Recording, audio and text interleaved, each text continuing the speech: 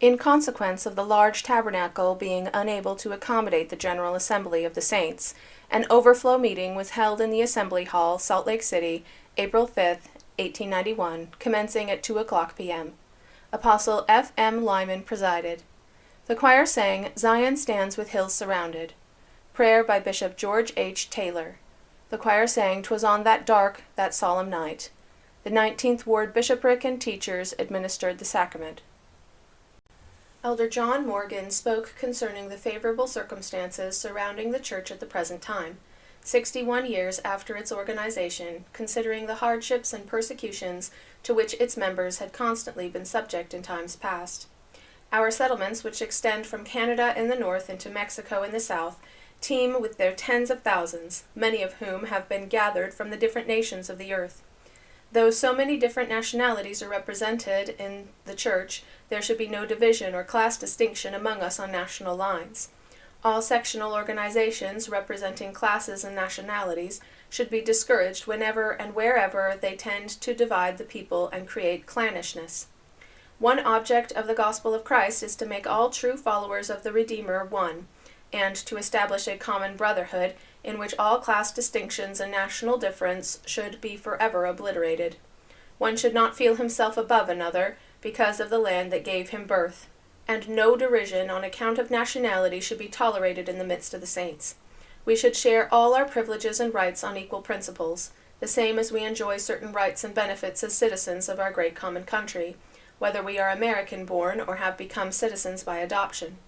We should also be kind and forbearing to those who are not of us, even to our enemies who persecute us, and are endeavoring to bring trouble upon us, for in many instances they do not know what they are doing. Christ and his disciples were also derided, slandered, persecuted, and martyred, but the virtues of these former-day saints have been recognized by a following generation, and today they are honored among the children of men.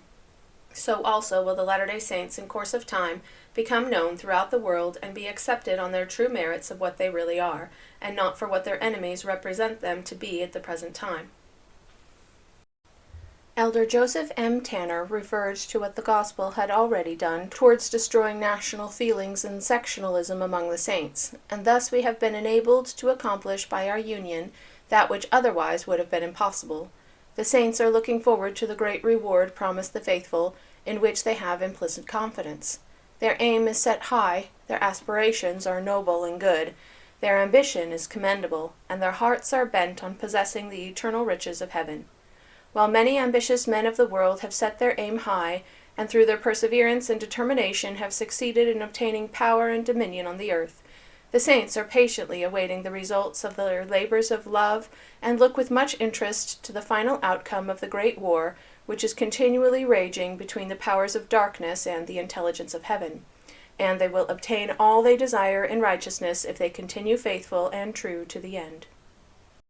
Elder B. H. Roberts said that the presence of so many thousands of saints at this annual conference of the Church was in itself great evidence to him of the truth of the great Latter-day work. The Spirit of God is certainly moving upon the people and inspires them to gather together to learn the ways of the Lord. So far we have not, as individuals nor as a people, passed through any experience or difficulty that has not been calculated to benefit us. The Lord will cause his people to pass through such ordeals as will do them the most good, and give each one of us the experience most needed. By this means only will we be able to attain to that exalted position for which we are aiming. At the time the saints were being driven out of Missouri, Joseph the prophet passed through most trying scenes. But as he lay incarcerated in a dreary dungeon, together with several of his brethren, the Lord spoke comforting words to his soul, and explained to him, at least in part, why he allowed his servants thus to suffer. Says the Lord, Doctrine and Covenants 122, 3-8.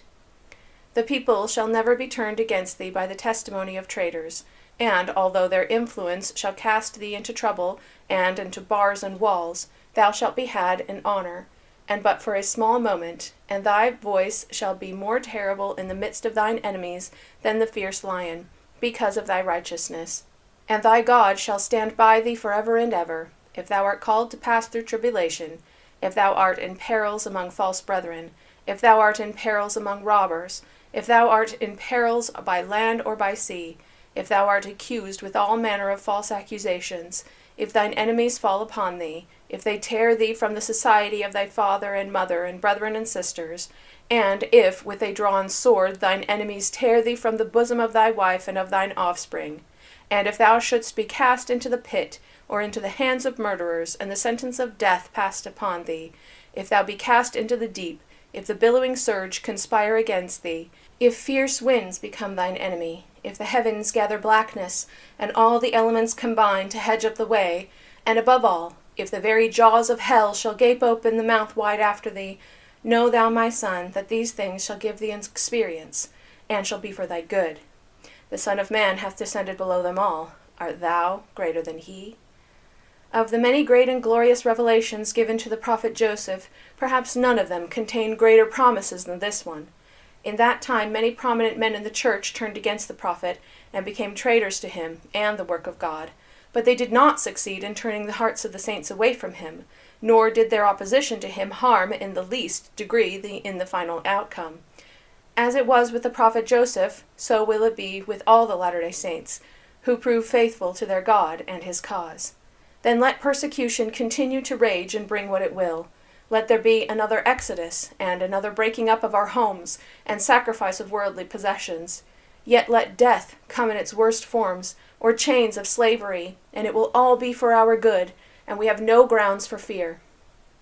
The speaker then read an extract from another revelation, in which the Lord commands his people to renounce war and proclaim peace, and seek diligently to turn the hearts of their children to their fathers, and the hearts of the fathers to the children. Doctrine and Covenants 98, 16-17.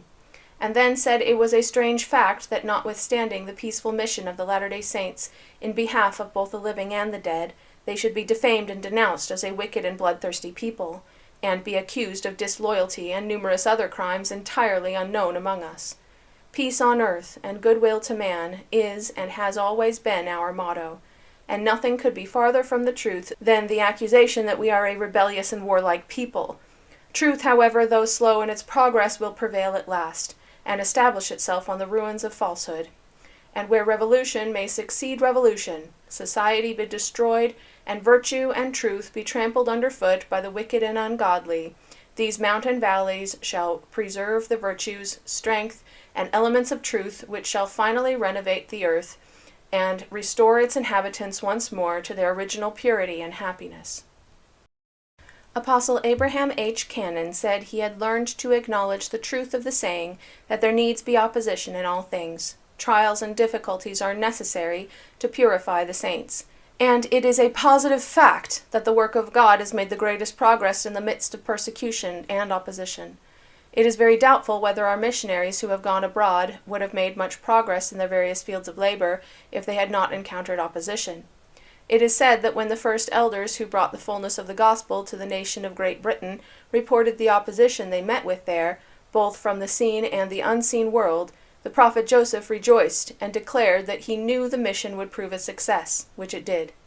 Likewise in Scandinavia, where so many have joined the church, and in other lands where the gospel has been successfully preached, did the elders meet with opposition in their endeavors to establish the banner of truth, and in many instances they were imprisoned and suffered much for the testimony they bore. But all this brought most glorious fruits. The saints, therefore, should not regret the fact that their enemies oppose them, or that they are called upon to pass through persecution and suffering for the truth's sake. Only weak minds yield to opposition. The strong persevere and gain the victory. Most of the scientific truths which have been introduced into this world have met with bitter opposition at first, and their advocates have in many instances been looked upon as madmen, and have been derided and persecuted. But as years have rolled on, their truths have been accepted and their inestimable benefits to mankind recognized. Thus will truth always triumph in the end. We should not discourage those among us who set their aim high and who are ambitious to do good. There is no height and no position that cannot be reached by the Latter-day Saints if they are faithful, persevering, and actuated by good motives.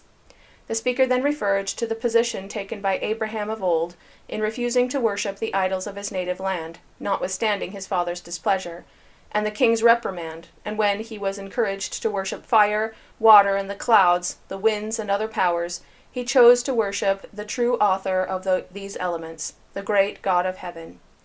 If Abraham could take this noble stand in the midst of heathen opponents, should not the Latter-day Saints be able to cope successfully with the opposition placed in their pathway and serve the true and living God amid trials and persecutions?